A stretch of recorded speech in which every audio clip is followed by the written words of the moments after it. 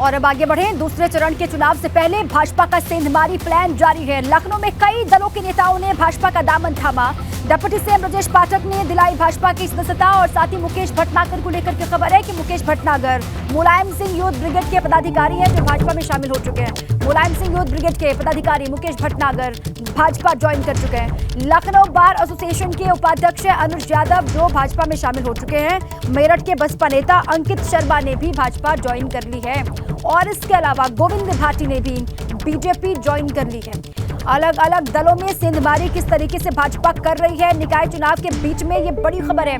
दूसरे फेज के चुनाव से पहले भाजपा का सेंधमारी प्लान आपके सामने। कई दलों के नेताओं ने भाजपा का दामन थामा। डिप्टी सीएम ब्रजेश पाठक ने कई दलों के नेताओं को भाजपा में शामिल करवाया। मुकेश भटनागर का नाम है।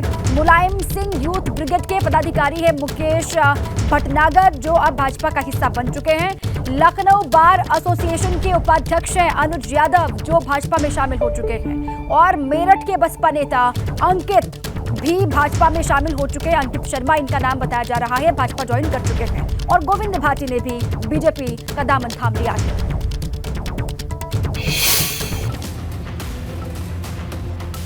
और देखिए, बीजेपी में आज जो ज्वाइनिंग हुई है उसमें कैबिनेट मंत्री बेबी रानी मौर्य की भी अहम भूमिका रही है। बेबी रानी मौर्य का साफ तौर पर उनका कहना है कि दरअसल दूसरे दलों में कोई विचारधारा नहीं बची है और इसीलिए तमाम दलों के नेता बीजेपी के साथ आ रहे हैं।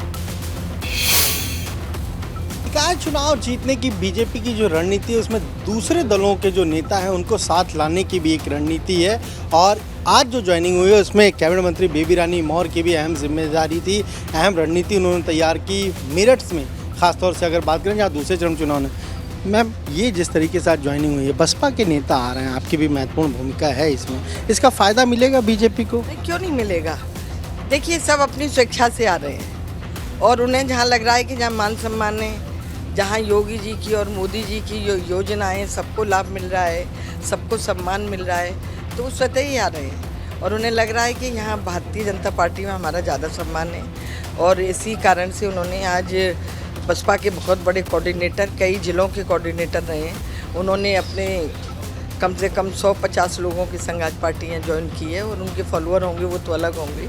तो ये तो वो जो हमारे योगी जी और मोदी जी कहते हैं, सबका साथ, सबका विकास और सबका विश्वास, उसी को लेके हम आगे बढ़े। कह रहे हैं कि बीएसपी में सम्मान नहीं है, मायावती किसी को सुनना पसंद नहीं करते। अब इसको मुझे कहने की जरूरत नहीं है। एक सवाल ये है कि अखिलेश यादव लगातार अटैक कर रहे हैं। कल भी उन्होंने उप मुख्यमंत्री केशव प्रसाद मौर्य को कहा, पिछड़ा होने को लेकर कहा, इस तरह से वो हमला कर रहे हैं उप मुख्यमंत्री को लेकर। उनको लग रही है ना कि सब हमें छोड़ छोड़ के जा रहे हैं, तो अपनी बौखलाहट किसी तरह तो वो निकालेंगे, अपनी बौखलाहट निकाल रहे हैं।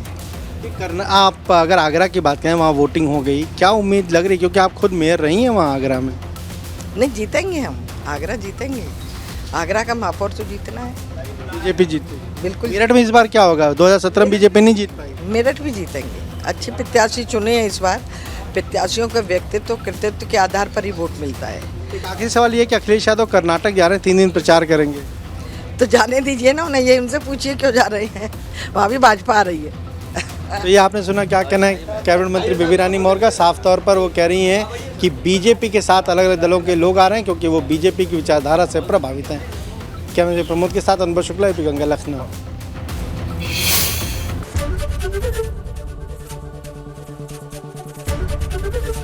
एबीपी गंगा, खबर आपकी, जुबान आपकी।